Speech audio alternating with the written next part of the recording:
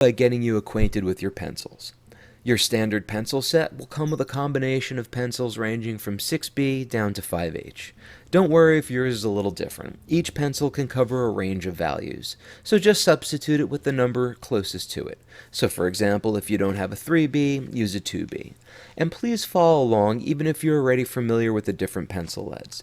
This lesson is going to play an important role in how I communicate values in pencil leads to you throughout the course. The first and most basic aspect of drawing is learning what to expect from each pencil in your set.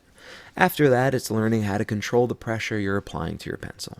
And the best way to do both of those things at once is to practice shading. To learn shading, I find that it helps to break it into 10 values.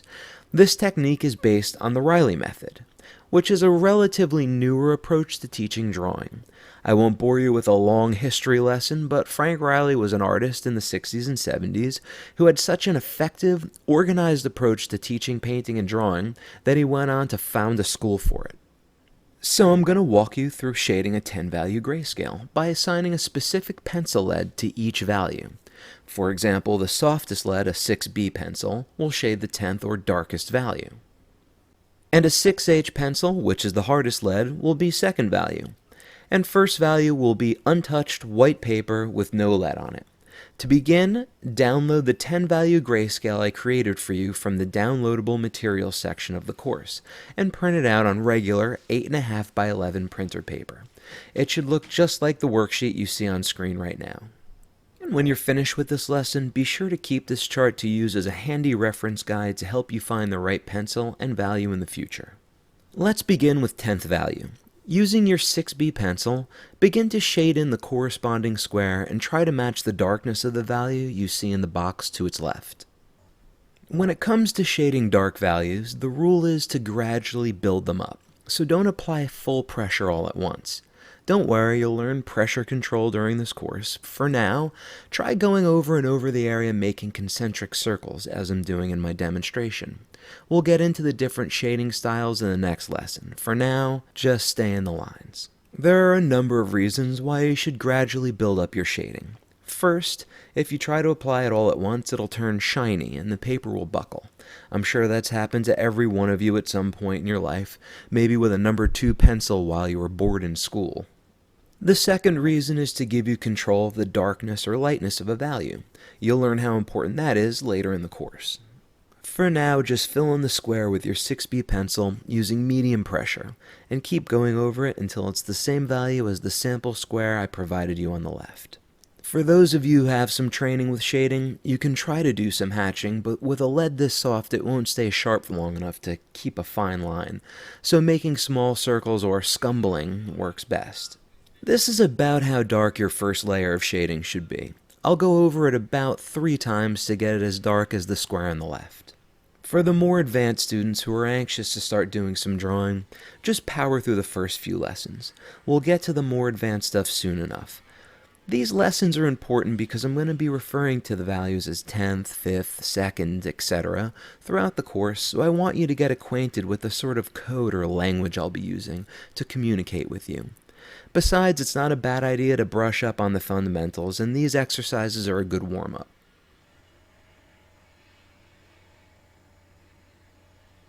Just keep going over the area, adding more pressure each time you pass.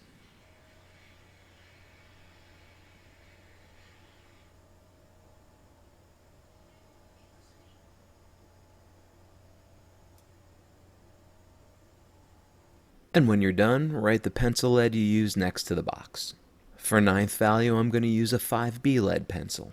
And again, you want to build up the value gradually. When you're done, the square should be about 10% lighter than the square before it, so you'll be able to see a little bit of the paper grain showing through the pencil. I'm going to speed up the pace while I'm shading. Don't worry about missing anything, I'll slow it down for new information. It's a small square, so use whatever shading technique you're comfortable with for now. In fact, this lead is just hard enough to crosshatch with. The lecture after this is an in-depth lesson on shading, so you'll learn the fundamentals of a number of different techniques, and we'll work on training out whatever bad habits you might have. I'm sure even those of you with experience will pick up something new during that section. I'm going to constantly change pencil leads during this course, so to make sure you can keep track, I'm going to have the number of the lead I'm using written here in the left-hand corner of the screen at all times.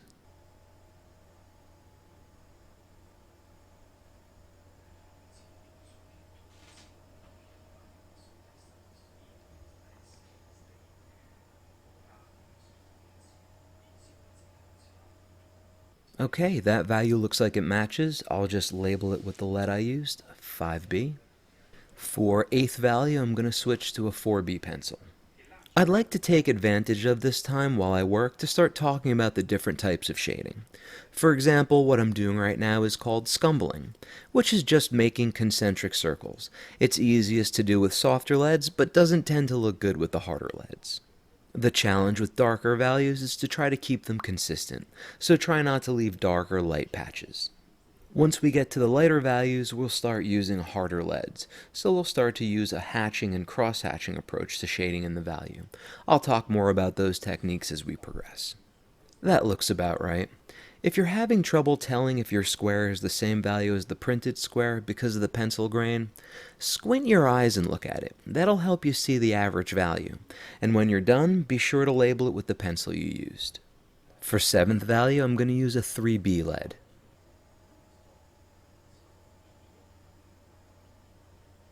I'm just using the same amount of pressure on this square as I was on the first three, but this lead is noticeably harder, so it's not as dark as the previous squares. And notice the size of the pencil grain is much smaller. At this point, you'll notice I've switched the pattern of my shading from scumbling to cross-hatching. I want you to get used to the different leads. As we progress in this course, you'll learn that some leads are better for drawing and some are best for shading. You'll also learn that some pencils shade better with a scumbling pattern, while others shade better using a cross-hatching pattern. For example, I prefer a pencil with a hard lead like an H for drawing the wrinkles in a white sheet, and I prefer a softer 3B lead for drawing dark hair or eyelashes. But I'll go into a much more detailed explanation of each lead's use and the mechanics of each type of shading as we progress into Lesson 2. For now, I just want you to learn the 10 value scale and get acquainted with your pencil set.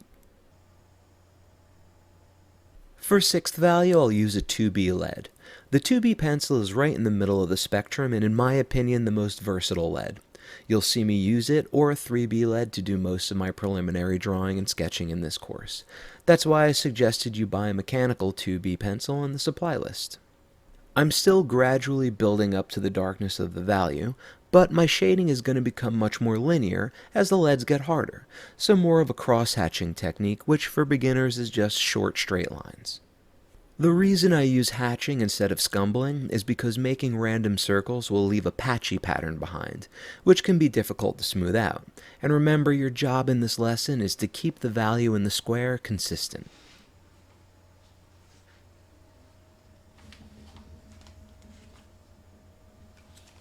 Just keep building, and when it matches the value of the square on the left, move on to fifth value. For fifth value, I'm going to use a B lead. It's a hard lead, so do your best to keep the value consistent. And for those of you who are just learning shading, don't be afraid to experiment a little.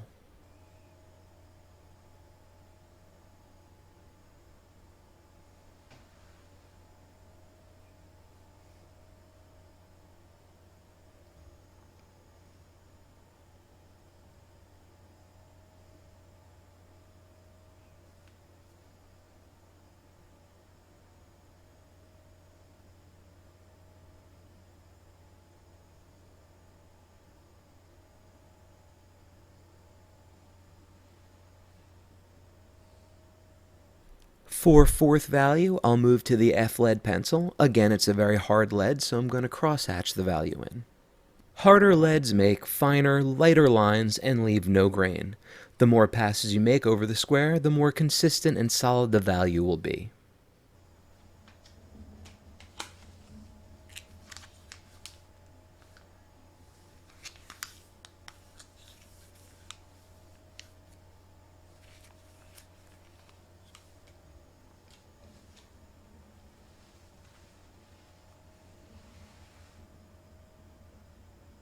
Sorry, I forgot to write down the leads next to the values. Sixth value was a 2B. fifth value was a B lead, and fourth value is F. Make sure you write all those leads down on your chart as well. This is going to come in handy throughout the rest of the course. For third value, I'll use an H lead. With a lead this hard, you can only shade with straight lines, or the value will be inconsistent and patchy. But you're probably starting to see the harder the lead is, the easier it is to crosshatch with. This is the lightest lead we'll end up using in most of the course. It can pretty easily cover the spectrum of lighter values on its own. Some of you may be wondering what you could even use a lead this light for. You're going to be amazed how often I use this pencil. White sheets, the white part of a person's eye, skin tones, midtones, and detail in lighter areas. The H lead is one of my favorites. The better you get at shading, the fewer pencils you'll need. As I said earlier, each one of these pencils is capable of covering a spectrum of values. So, for example, once you get some practice, you'll be able to use a 2B or 3B pencil to cover all your shading from 7th value to 10th value, or an H lead to cover 2nd to 4th value. And finally, as you can see, I've switched to a 4H pencil to shade in the 2nd value square. This lead is so hard I doubt it could go higher than 2nd value without ripping through the paper. But now that you know your lead weights, could you imagine using a 6B lead to shade in this square? It would be impossible. Okay, that's 2nd value, and 1st value is just the white paper. Be sure to label the last 2 boxes with the pencil leads you use to shade them. And you just created a 10 value grayscale. Now that you've gotten acquainted with the different leads in your pencil set, you're ready to learn the mechanics of shading. Be sure to keep this worksheet because in the next few lessons, I'll show you how to use it to help you